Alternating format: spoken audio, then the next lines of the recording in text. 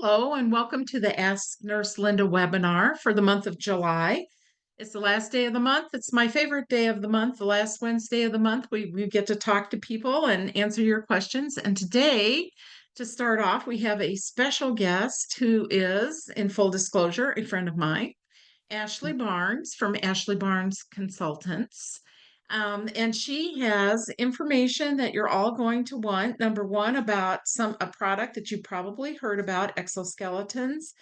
And she's a user of an exoskeleton, so she's going to tell us about her use of that. But even more important, she has done some advocacy work in getting these approved on the Medicaid formulary. So she's going to tell us how she did that.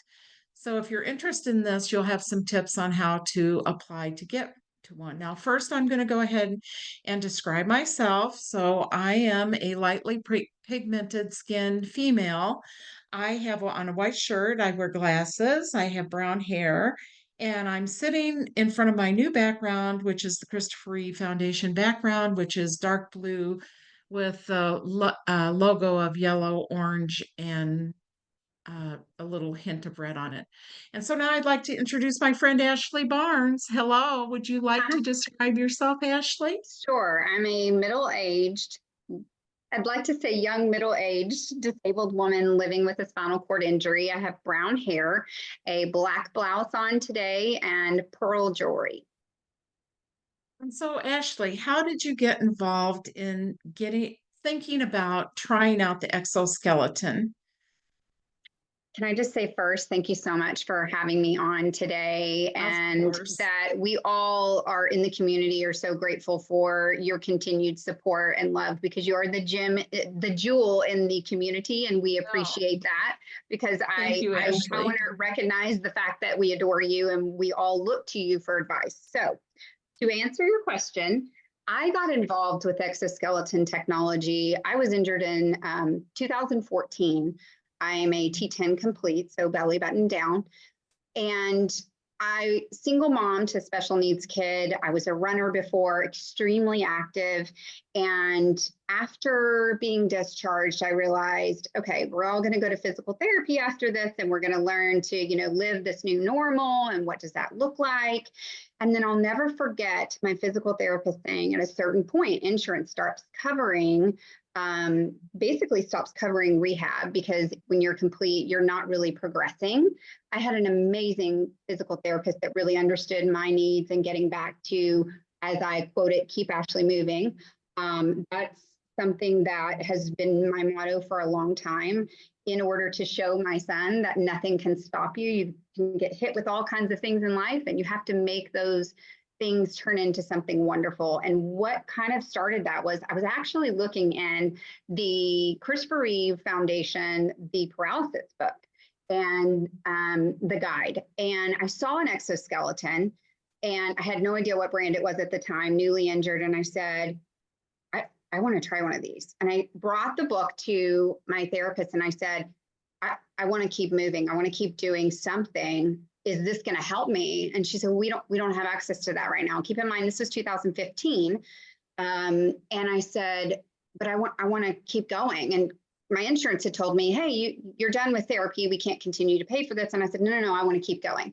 She was amazing. She brought in one of the companies to basically demo the device. I tried it out and I fell in love for an opposite reason. I thought it was to walk again, and I thought it was to continue to keep moving. It actually wasn't. I discovered that my bowel program decreased. I went from an hour of a horrible bowel program to 20, 30 minutes. I was journaling and figuring out what made me go to the bathroom. No one in spinal cord injury wants to talk about our bowel program and how it's affecting our lives. And for me, the biggest reason I use it and promote it and think it's wonderful is because it has decreased my bowel program so substantially when I use it that is life-changing for me. And so that's how I became kind of starting the journey of exoskeleton use. And it just kind of almost 10 years later, it's like, here we are. I just got information It looks like they let me know in the chat that I could just answer some questions. So let me go over to the questions. And I can actually, Emily or any of you, if you want me to just keep talking, I'd be happy to do that too.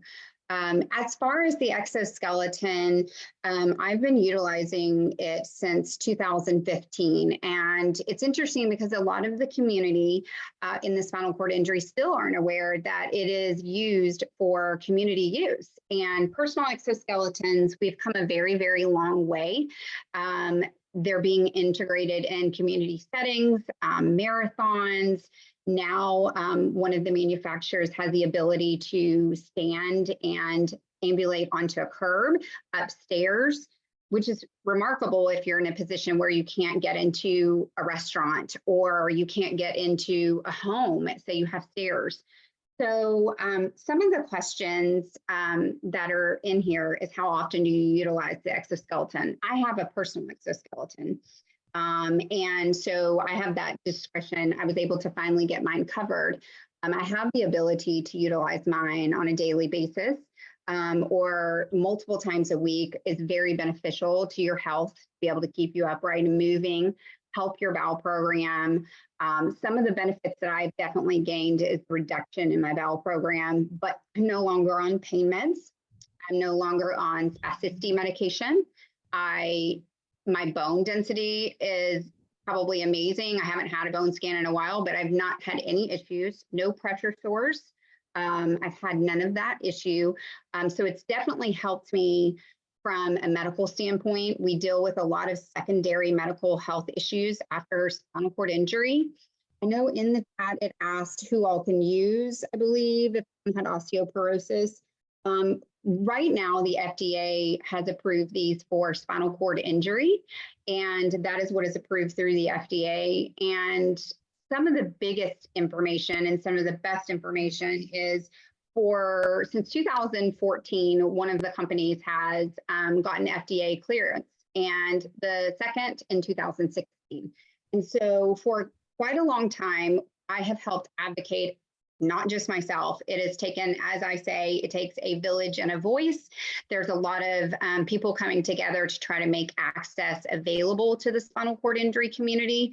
And that's the biggest thing here is Medicare has now determined a fee schedule, and it's so amazing. I did quite a bit of advocacy throughout the years, and CMS is truly understood and is starting to recognize and has recognized now their fee schedule is approximately $91,000, and people are starting to use this sort of secondary supplemental insurance to help cover the other expense. So it's been very amazing how within, that started in April 2024, and it's been amazing how we went from no Medicare coverage to now CMS has finally approved. And so it took the help of a lot of people. Again, it takes a village and a voice, and I want to encourage everyone that's on the call or anyone that continues to watch is just remember anyone can be an advocate. I never heard no as an answer for my personal journey, trying to get mine covered and hearing denial after denial. And so that really drove me to be able to advocate for my peers. I spoke on Capitol Hill about a year ago and talking to many representatives, and it was amazing to me how supportive they were of the technology and just the right to be able to get up and walk and move so that we can stay healthy. It's not necessarily about just walking. And I think that's what so many people need to understand. It's not to replace the wheelchair. No company out there is asking to replace the wheelchair. It's another tool in the toolbox to be able to get you up, get you moving, preserve your life, keep your health great. And that's why I'm so passionate about spinal cord injury use for exoskeletons, just to be able to keep moving and keep going. And I'm not sure, Linda, are you back? I am here, as a matter of fact. Okay. Can you see me? I can now, yes. Okay. All right. Well, did you talk about your advocacy? I mean, I briefly just Okay. Kind of, yes. I said that I spoke on Capitol Hill, but really, that CMS had started to cover these. And there was a Medicare fee schedule of approximately $91,000, and that now the spinal cord injury community has access to this technology where before they did not have access. And yeah, I said it takes a village and a voice. That is one of my mottos, to be able to pave the way for others. And it's just been a true passion. I've lost many nights of sleep saying, why do I deserve this, but someone else doesn't? Because that's not the case. Everyone is deserving of what they medically are qualified for. And I just, I'm so grateful that technology is now, CMS. I'm very grateful for CMS's decision to truly recognize that exoskeletons hopefully are here to stay, and know that personal access now is out there. So it's amazing. Yes, it really is. And Ashley, I want to say thank you very much for being on the show today. I'm sorry I was absent for your presentation, but Okay. I'm sitting outside my house now because everything in my house has gone suddenly dark. So the computer, Oh goodness, I'm so everything's out in my sorry. house. That's okay. I know. Oh, who knows what's going on in the world out there anymore. But anyway, so thank you very much. And also, I wanted to let our listeners know that if you're in the Houston area, the Abilities Expo is this weekend. And it's always a lot of fun, lots of things to see, lots of things to do, very exciting things to do if you want to participate, lots of shows. I'll be presenting on Saturday at 1:00 in the workshop area. But Friday night, the Reeve Foundation, TJ is hosting his peer mentoring group. And so it's from 5 to 7. Both Ashley and I are going to be there. So you'll need to register for that, but just go to the Reeve Foundation website and you'll be able to see how to register for that. So it's a lot of fun and we hope to see you there. And I'll see you there on Friday, Ashley. That's just a couple days from now. We'll both be in Perfect. Houston. Do you mind if we didn't get a chance? Do you mind if we share the video of me walking in the Oh device? no, please show the video. I assumed that. No, honestly, I got quiet for a minute because you disappeared and I wasn't sure if I should keep talking or not. What should I do? I know, where did It's you go? okay. So this is actually a video of my son and I. It's a little blurry, sorry about that. But it's a video of my son and I. He's now 18, so he is allowed to be a certified companion. So it's really amazing to be able to get outside and walk with my kiddo. I mean, there's nothing better than that. So. And I love this video because it really shows, I mean, your walking is spectacular. I'm sure you mentioned it. This is for therapy, not for walking just, like around, but Well, actually, no, Nurse Linda, it's actually approved for, I mean, that's kind of the goal here is community use. okay, And so that's yeah, it's 100% community use for the few manufacturers that are out there for personal exoskeletons. It's no longer, necessary to go into the rehab. And that's what makes this so amazing is I can do exactly what I just did, get out in the community. I can utilize it at home. I can take it to the park. People are doing marathons in these devices and achieving world records. And so it's truly phenomenal that most people assume it's still for rehab use, and not that they're not being used in rehab. They absolutely are. But now the access is, you can, if you're medically qualified, you are eligible for an personal exoskeleton. So that's what's so phenomenal. Oh yeah, and that's really great. So I appreciate you being on today. Thank you so much for having me. Thank you so much for being on, and I'll see you on Friday. Okay. Thank you. All right. Bye. See you. Bye. Isn't Ashley just so great? I know there's a lot of questions that are about the exoskeleton. I know there's a question about osteoporosis. I don't know if Ashley answered that or not. Usually you don't put a lot of weight through the bones and do something like this until the osteoporosis gets cleared up. Sometimes people will engage in a standing frame, but it's really up to your healthcare professional if your bones are strong enough. You don't want to put weight. The exoskeletons, and there's a variety of brands out there. The exoskeletons and standing frames will help keep your bone density, but if you don't have bone density, it's a real problem to be standing without worrying about putting weight through those bones. So get the bone density cleared up, and then that would be the time to begin that. So I did want to make answer a question. I don't want to read the question because I think it's a bit too personal, but I just want to make a comment just in general to everyone that sometimes when you are a caregiver, or if you're the person who has a spinal cord injury, this is a big change in your life and it's very difficult. It's a real challenge.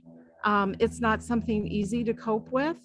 And you'll look at other people and you see them over there and, oh, wow, they're doing so great. They don't seem to be as upset about this as I am.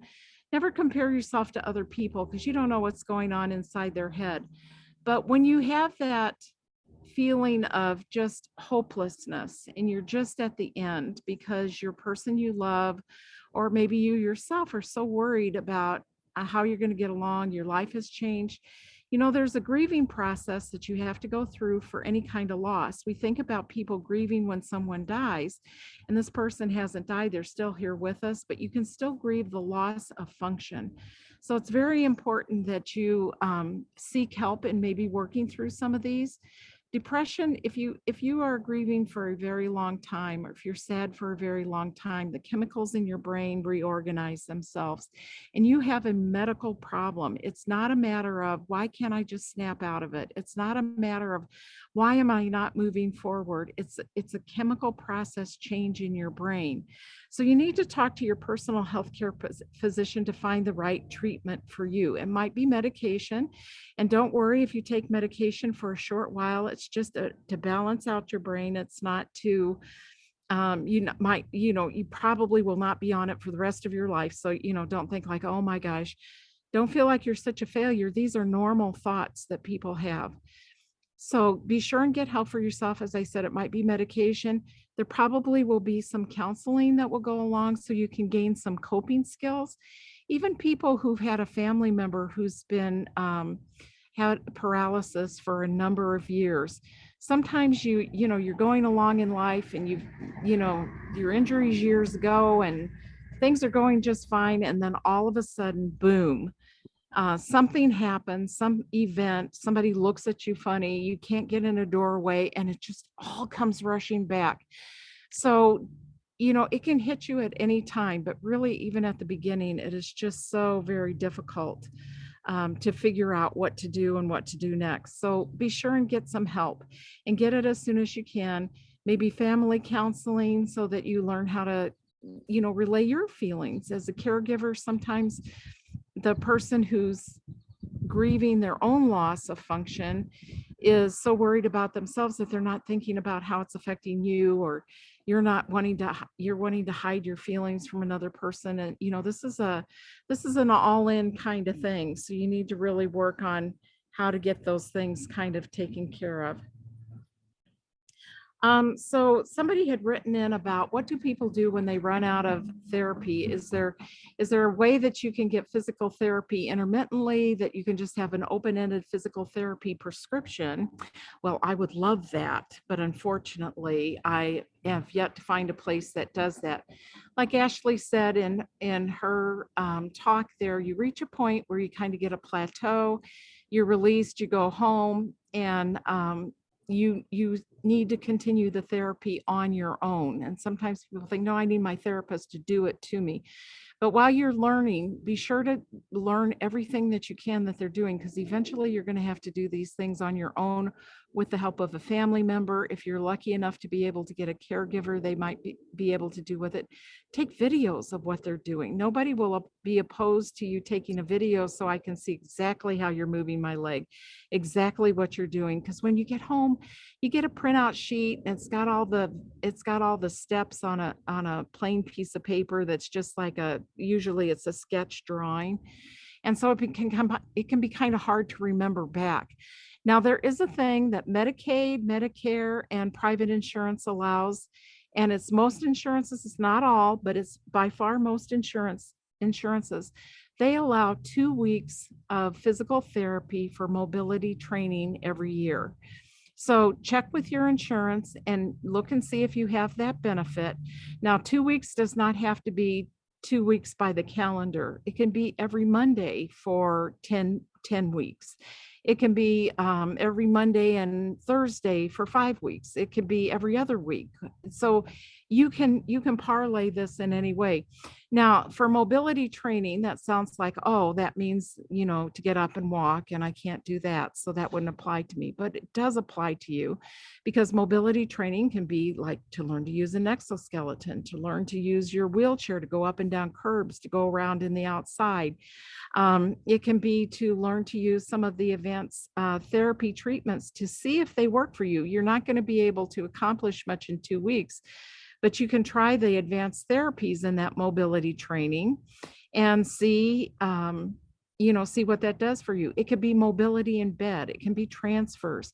It can be mobility for how to feed yourself. So mobility training is really a very broad sort of thing. So be sure and check into that. Somebody has a suprapubic catheter and they're wanting to know about how to keep that from clogging and clotting. And that's always the issue with suprapubic catheters. They seem to work wonderfully well until they don't. So sometimes if you drink a little more fluid, sometimes that makes the urine a little less thick. So that helps in some of the clotting. They wanted a catheter with a larger size diameter of the hole where the urine comes out. So the little hole inside your body. And usually suprapubic catheters are pretty large size catheters to keep the urine flowing. So they have a pretty large hole in them, but sometimes clots and crystals and different things can collect in there. So talk to your physician to see if maybe you need to irrigate the catheter. Sometimes people will just have the catheter changed. The less catheter change, the better. They usually go for 2 or 3 weeks at least. So, look into different ways that you can work with the catheter you have, because they're usually pretty large size catheters. And then the holes are comparably large size in that same regard.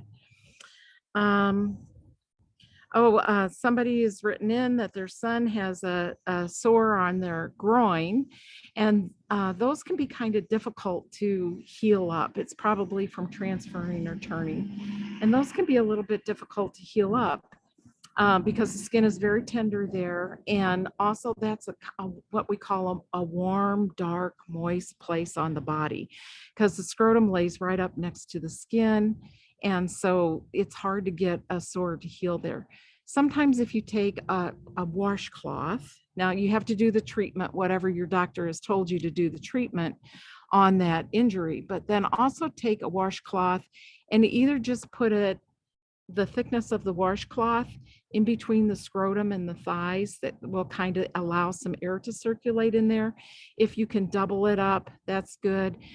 When in bed, if you can spread the legs and let the air circulate to that scrotum, those are all good things for skin healing. But yes, that area is a very tender area. It's very delicate skin because, it doesn't face the outside world like our face or our hands and our arms. So it's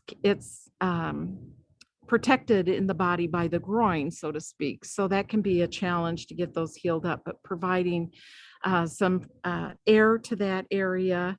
If you're sitting, that area is all closed up. So as much as you can keep your legs spread when, take a rest in the afternoon and take off the pants and expose the area to let the air and circulation. And when you are sitting up, to keep some kind of a washcloth, you want to change the washcloth every day. So make sure it's clean, because even though you're not really sweating after paralysis, some people have excessive sweating.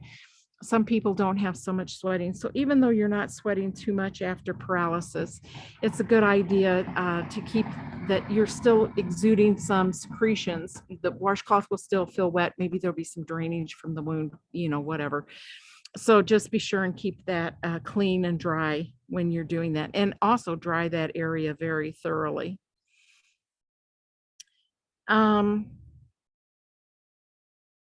Let's see. We've had some questions. We've had a lot of questions this month about skincare, which is a real issue for people. Um, so I just wanted to talk a little bit about skincare because sometimes people get these really big pressure injuries. The minute you see that change in pigmentation on your skin over a bony prominence, and we have a skincare booklet if you have the ability to get that. I was just wondering if I'm on because I can't see anybody. And so if you could send me a message just to make sure I'm on and not just talking to the outdoors here. You're on, Linda. We can hear you and see you. Oh, good. Oh, thank you. So I wanted to talk about these pressure injuries. The minute you see that pigmentation change, stay off that area because as soon as you put pressure back on that area, if you sit up again and you think, okay, I was off of it for a couple of hours, make sure that skin pigmentation change clears up before you get back in your chair or before you lay on that side in bed. Because if that change pigmentation is still there, then that means that the injury is still there. So if you stay in bed all day and you think, well, okay, I stayed off of it all day. Now tomorrow I got to go to work or I've got to go to school or I want to get up and brush my teeth or whatever. The minute you sit on that, even for a minute, you've deleted everything you have done in that day of laying in bed to heal that.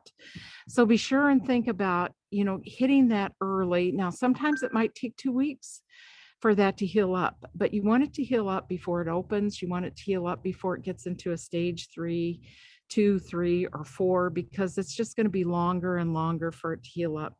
But I'm having lots of questions about people who are having these really horrible stage 4 ulcers that are leaking and running and some of them have odor, which usually means infection. So be sure you get it tested. If you had it tested early on and now it smells, that's a good time to have another testing for it. Because if it's infected, you're going to need to have that treatment. When they get real deep into that stage 4, you can easily get bacteria that go into the bone. And so then that's really difficult to clean up once the infection gets into the bone, because then that picks up in the bone marrow and can travel throughout the body, So you want to take care of these. If you have an open area, you want to take care of it and get it cleaned up. Now, there's been a lot of questions about people having flaps, and they were worried about if they had the flap, then when they move the muscle from my leg, they just really move the muscles around in the bottom area. So they are helpful for walking, but you're not dependent on those for walking. And they'll move a muscle around and they'll put it over so that pads the bony prominence of the area. So that helps it. But after you've had that skin graft, and they've done the surgery, sometimes if the infection's in the bone, sometimes they have to remove a piece of the bone to get the infection out. You just don't want it to go on and on like this. So you got to catch it early. But after you've had that surgery and you've done the flap, it's sometimes up to 9 months in bed off that flap. So thinking about, well, if I take 2 weeks off now to get this pressure injury healed up now, you're saving time in the long run. Also, once you've had that pressure injury, that becomes scar tissue. Your body scars. It's the natural way of healing. And scar tissue is not elastic, so it does not stretch like the rest of your skin. So that area is forever fragile. You have to do your pressure releases, even if you have pressure dispersing equipment. So be careful with getting, some people say, oh, I'll just sit on a pillow. Pillows collapse and make more pressure. People who are extremely thin or people who are extremely heavy have higher risk of pressure injury because people who are extremely thin don't have the muscle padding. People who are heavier have fat, which collapses like a pillow and causes more pressure. Some people will say, oh, those medical supplies are so expensive. I'm just going to go to the craft store and I'll just get a craft foam. Craft foam is built differently. The cells of that foam are differently. They collapse, where medical foam has air injected into the cells so they don't collapse. You have that where you sink down into the foam if it's medical grade, but it doesn't collapse, making more pressure. If you get a very serious injury, it might be time to relook at your seating and your bed surfaces to make sure it's still working for you, because our bodies change. It changes as we age. It changes with paralysis. Our bodies just change all the time. And so you will want to look and see periodically, is this system still working for me? I had somebody write in and they said they had been having pressure injury and they got a new seat cushion and they were doing this and that, all this stuff, but they never looked at their bed surface, and it was the bed surface that was failing them. Well, how they discovered that was they went in for a pressure mapping test. So if you can get a pressure mapping test, it's usually done by a physical therapist, and most physical therapists have access to these now. They're pretty common. If you go into the store and you see where Dr. Scholl's has selling his foot orthotics, they have a pressure map there that you can stand on. Now, this will not work for somebody with paralysis, but that's a pressure mapping. So when you see that, and then they show a picture and they'll have like a red area, that's where the most pressure is, and then it's orange, yellow, and then green is good.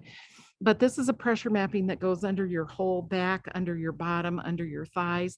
They can put it on your chair, and then they can read where your pressure areas are, so they'll know what kind of equipment to get for you. They can see how much pressure you're putting on different bony prominences. They can also do it in your bed, so they can see what's going on there. So very exciting stuff. And then that helps give you the information necessary to get that higher level seating cushion, because you've got the proof. This is what the problem is. My pressure equipment is not working well for me. Let's see, what are some of the other, do we have any questions? I always like to check and see in the chat every once in a while if we have a question there.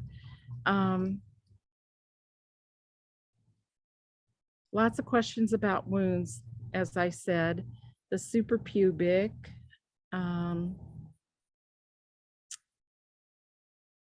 Let's see.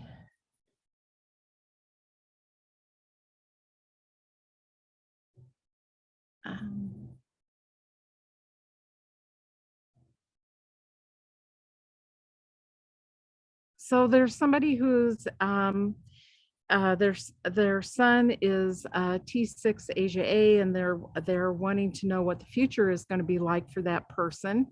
And you know, at T6 you've got a lot of some hand function, and so you've got some good opportunities there.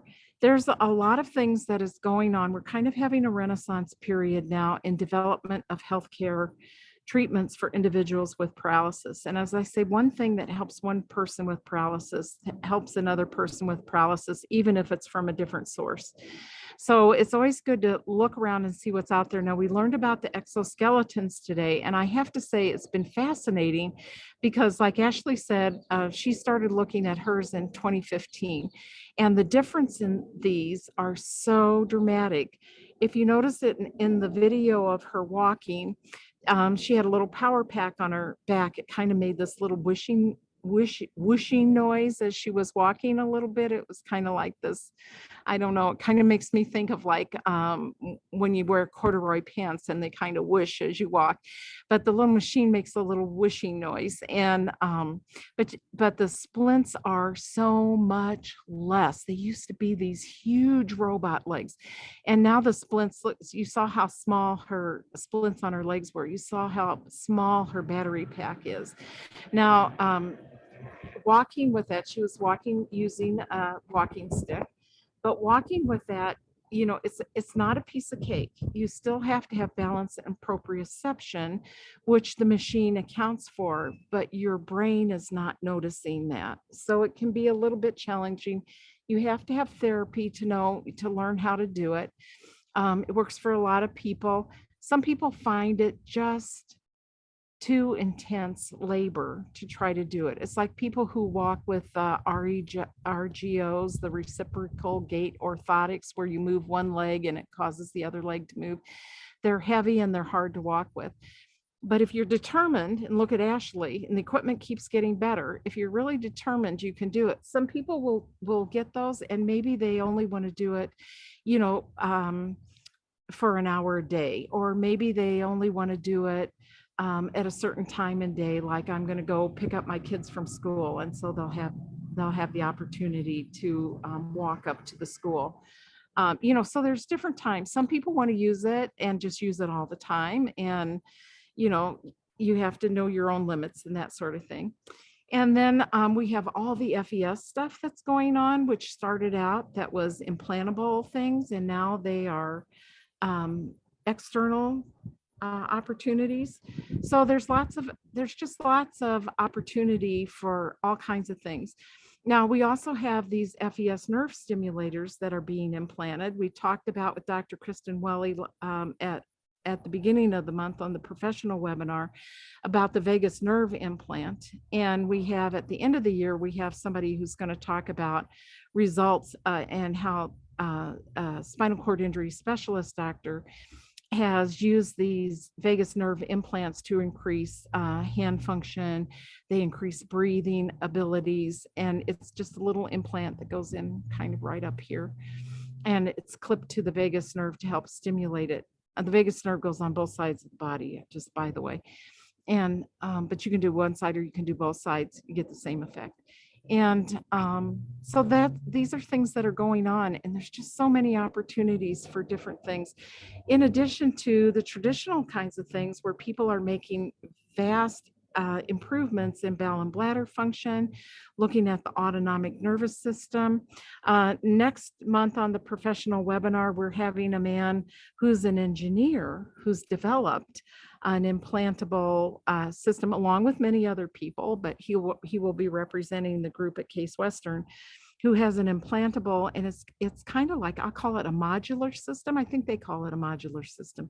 And so you have this device implanted, if you want leg function, and then they can expand it bowel and bladder function, and then you can expand it to what other kind of function you want. So they can keep building on it, or different kinds of things. There's the diaphragmatic nerve stimulator where Dr. Onder was on, that told us about his success in getting people off the ventilator or reducing their need for that number of hours that they're on the ventilator. Christopher Reeve had that put in. So anyway, there's just a lot of things that are going on in there. So there's a lot to look forward to. I know that it's always very slow, and I know somebody's always hyping something.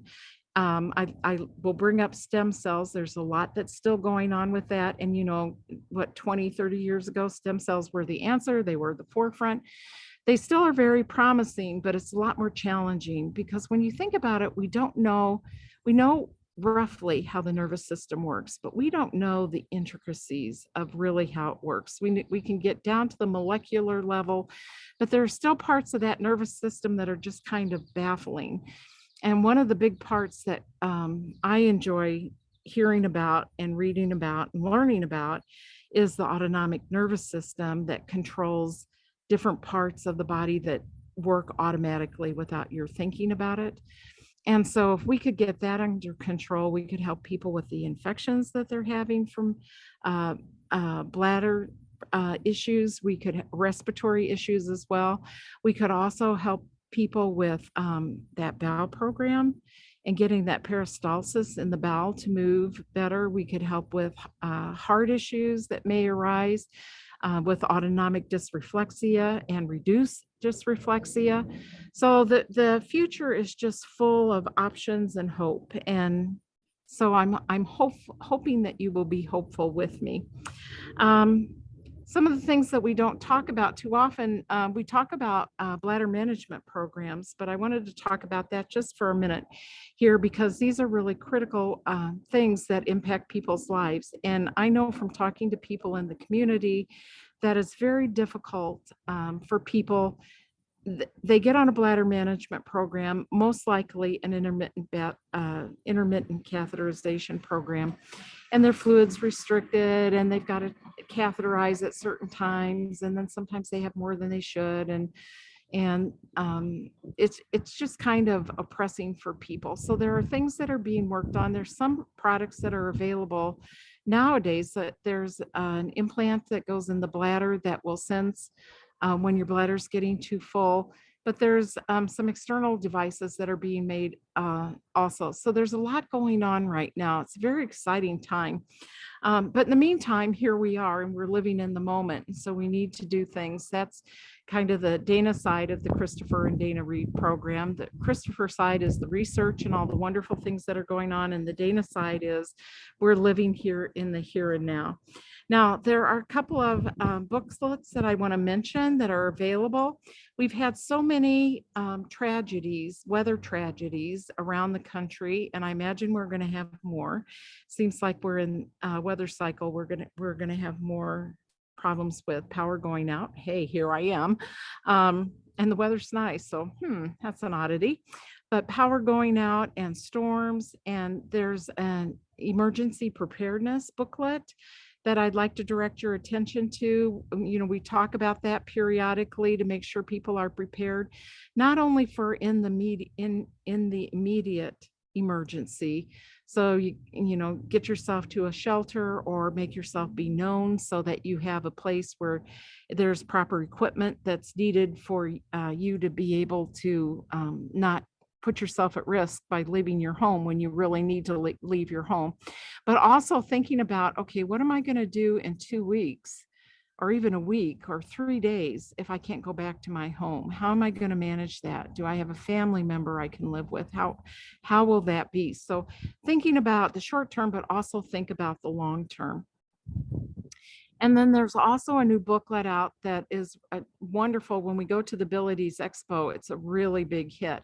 And that's if you're a victim of a crime and you have paralysis and what you need to do and how you need to handle that. And, you know, I think we hear about crime all the time on TV, and sometimes it's terrifying. Sometimes it terrifies me. But, you know, basically we live in a safe country. But sometimes things happen no matter who you are, where you are, whatever time in history it is. People are vulnerable, and vulnerable people are more of targets. So that booklet on how to manage if you're a victim of a crime is very, very helpful. There's also some new booklets out for people who are living with paralysis, who have children, for how to talk to your children about paralysis, even young children, how children can deal, you know, why is mommy use that wheelchair?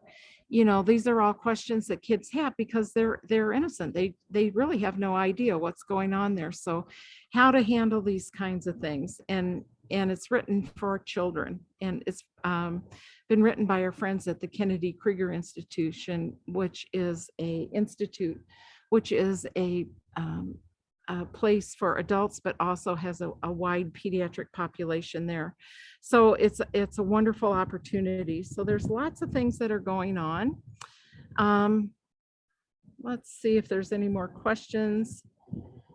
In the questions, there was one question here going back to the exoskeleton. Does it contract the muscles? Actually, there's no FES attachment to the exoskeleton. You could probably get an FES component, or they might be working on that component. But no, the exoskeleton moves the muscles, which then contracts them. But it does not cause the muscle to contract like the FES causes the muscle to move.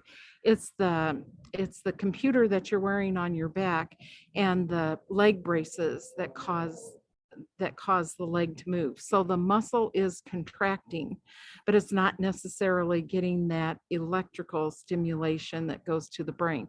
However, the more you move your muscles, the more that nervous system is trying to repair. Your nervous system is always trying to repair itself.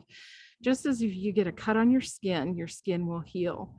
Whenever there's a problem inside your body will try to heal. It's just the nervous system is so painfully slow in getting that healing going on. You know, the brain and the spinal cord are the most bony encased parts of our body, and our body's built that way because it's not expecting that tissue to be injured in any way, shape, or form.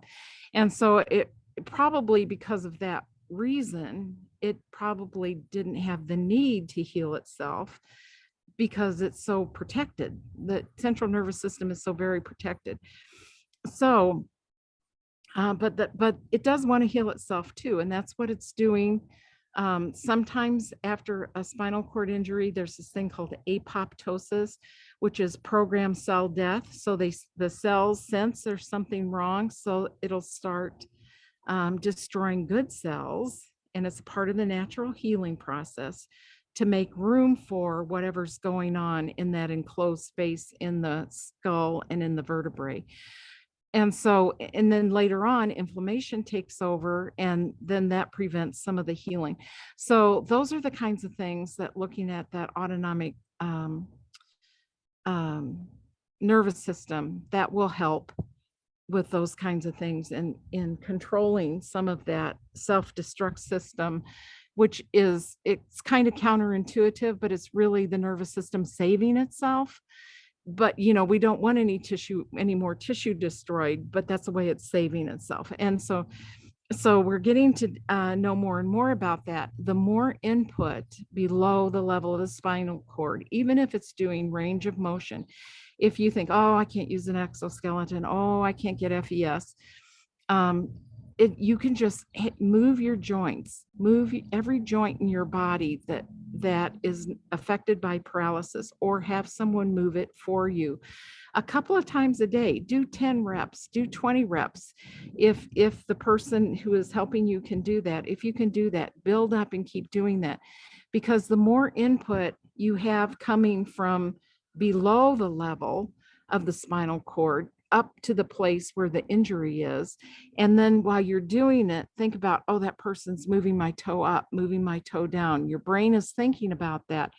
The message is going down to the place where the spinal cord is.